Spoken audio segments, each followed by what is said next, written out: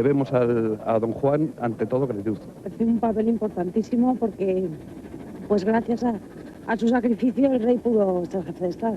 Yo creo que debemos una cierta lealtad porque se ha portado bien con España.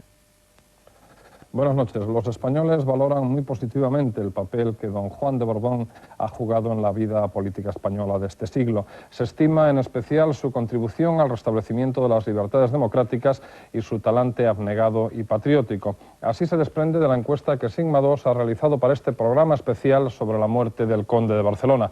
Un programa en el que les ofreceremos lo esencial de la vida y la muerte de este hombre que pasará a la historia como Juan III. Los reyes de España acogieron la noticia con entereza y resignación. Políticos y personalidades destacan el carácter generoso de don Juan. El gobierno decreta 8 días de luto y suspensión de actos oficiales. El conde de Barcelona sobrellevó dignamente su enfermedad hasta el final. Por último, recordaremos la intensa vida de quien guardó la corona para su hijo. Los españoles están convencidos de que hoy se ha muerto un hombre bueno y una persona de talante democrático. Don Juan de Borbón aparece en esta encuesta de Sigma II como un personaje importante en la transición democrática española que no pudo llegar a ser rey por su enemistad con Franco. Estos son los datos. La imagen que los españoles han tenido de don Juan de Borbón y la popularidad de la que éste gozó entre la población son altamente positivas. Así se desprende de una encuesta realizada para entre hoy y mañana por Sigma II el pasado 23 de marzo. Según esta, una gran mayoría de españoles, el 42%, considera además que las razones por las que don Juan no llegó a ser rey de España están ligadas preferentemente a su enemistad con el general Franco. Evidentemente por Franco, que no quiso. Franco quería una monarquía a su manera, como él había gobernado llevaba gobernando 30 años. Él, como no estaba de acuerdo, quería una democracia, una monarquía con democracia. A pesar de ello, el papel jugado por don Juan de Borbón durante la transición a la democracia es valorado por la mayoría de los ciudadanos, el 48,5%, como decisivo o importante. Hoy estamos en democracia gracias a él. El hecho de que don Juan de Borbón no llegara a ser rey hace que un amplio segmento de la población estime ahora la necesidad de que se le rindan honores con ese tratamiento, aunque casi el 48% no lo considera necesario. Siempre se habla de las personas importantes cuando han muerto y no cuando vivían. Yo creo que si era también un rey que nunca reinó, se lo tendría que haber dado antes, no ahora. En cualquier caso, los españoles destacan de entre las cualidades personales de don Juan su carácter y gestos como buen padre y buena persona, su discreción, su profundo convencimiento democrático, su espíritu de sacrificio y su capacidad de trabajo. Sobre todo demócrata. Sí, sobre todo demócrata. Era sin duda un hombre querido por casi todos y respetado, como veremos más adelante, hasta por los partidos que se llaman republicanos. En cualquier caso, Juancho Armas Marcelo, el conde de Barcelona, es ya parte de la historia de España. Sí, pero de la historia viva y más respetable. Yo nunca fui juanista, pero vaya por delante que desde hace décadas en España y fuera de España nadie puede negar que el conde de Barcelona es un personaje histórico e insustituible, cuya relevancia ha quedado patente para todos quienes conservan la buena memoria de nuestras cosas. Vivió, creo yo, con la dignidad de un rey, sorteando con una diplomacia y un aguante excepcionales las andanadas y mezquindades que el franquismo y otros enemigos le lanzaron a la institución que encarnaba legal y dinásticamente la monarquía. Y luchó don Juan con sus armas, con su paciencia y su vitalidad para esas dos cosas, por la monarquía y por la democracia del pueblo español. Lo que son las cosas. El conde de Barcelona, sin moverse un ápice de sus concesiones liberales, modernas y democráticas, es hoy unánimemente elogiado, porque su conducta y voluntad de reconciliación son sin duda un ejemplo histórico que este país, España, no debe olvidar. Quiso ser rey cuando le correspondió y cedió sus derechos dinásticos en don Juan Carlos cuando le correspondió. Por eso fue quien fue, entero, integral, con toda esa vitalidad que ha demostrado hasta el final al servicio de la España que ahora vivimos. Y por eso su victoria, la España de la democracia, es también la nuestra. Lo que son las cosas, sin ser nosotros juanistas, acaba de morir y ya lo estamos echando de menos. Descanse en paz un hombre grande en generosidad, fieramente humano y en el buen sentido de la palabra, bueno. Pues ese hombre bueno moría, como saben, a las 3:30 de la tarde en la habitación 601 de la Clínica Universitaria de Navarra, la misma en la que permaneció ingresado los últimos 6 meses. ¿Cómo se ha vivido esta jornada en Pamplona? Es lo que nos cuenta ya desde allí nuestro compañero Antonio Herraz. Buenas noches, Antonio. Buenas noches, Julio. Numerosas autoridades navarras y vecinos de Pamplona se han acercado a lo largo de la tarde hasta la clínica universitaria donde ahora nos encontramos para dar sus muestras de apoyo a la familia real. A media tarde llegaba el presidente de la Comunidad Autónoma de Navarra, Juan Cruz, allí, que tras visitar durante unos minutos a don Juan Carlos ha manifestado a la prensa que había encontrado a su majestad con una gran entereza a la vez que resignado.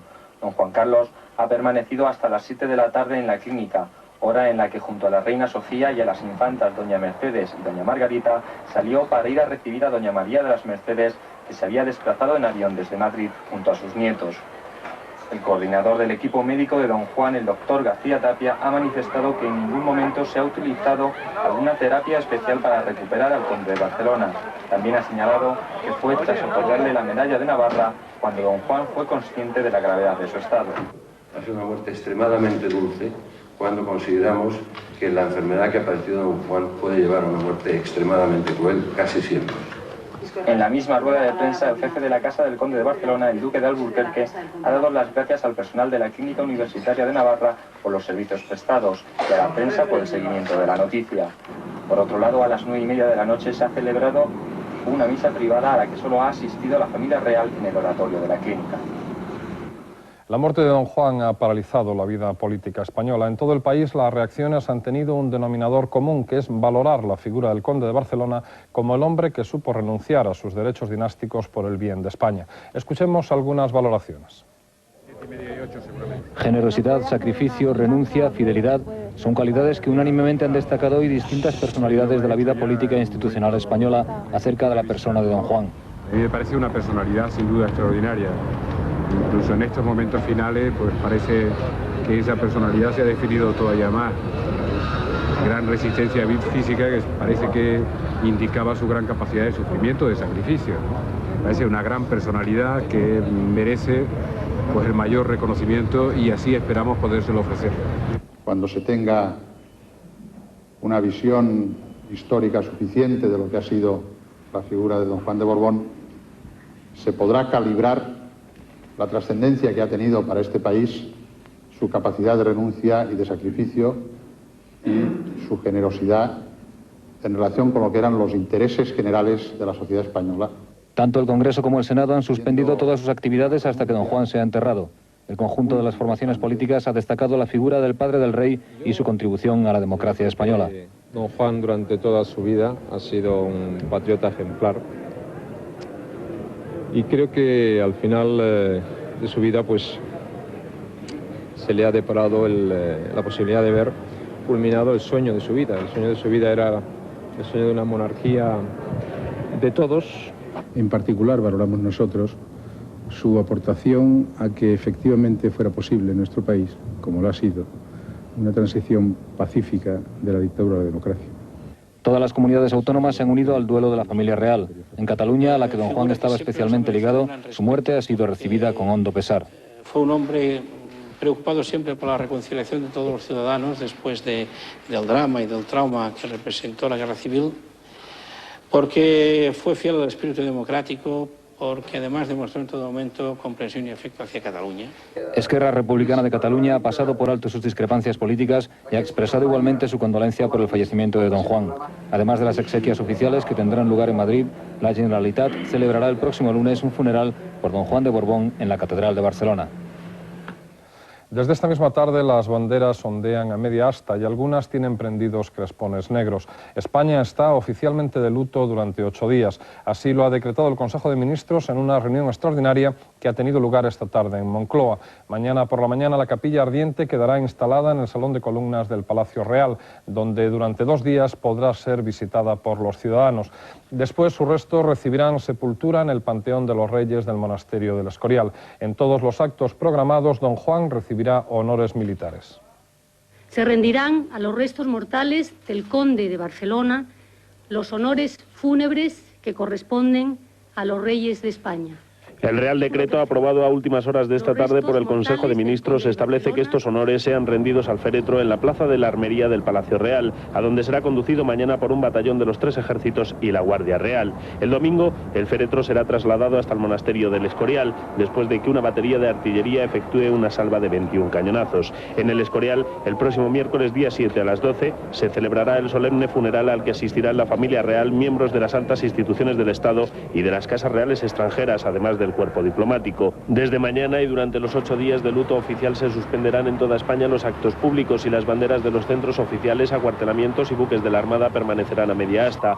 Mientras los restos mortales de don Juan no reciban sepultura, las baterías de artillería de toda España y los buques de la Armada efectuarán una salva de 5 cañonazos a las 8 de la mañana y al ocaso. Hacía ya 12 años que don Juan de Borbón le fue detectado un cáncer. Se lo operó varias veces, pero el último agravamiento le llevó a ser internado en la clínica de Navarra. De eso hace ahora 6 meses. La de don Juan ha sido una larga lucha contra la enfermedad. Una lucha llevada con la misma discreción con la que el conde de Barcelona ha vivido siempre. En 1980 se le detectaba en un hospital de Nueva York un tumor cancerígeno en la laringe que le fue finalmente extirpado.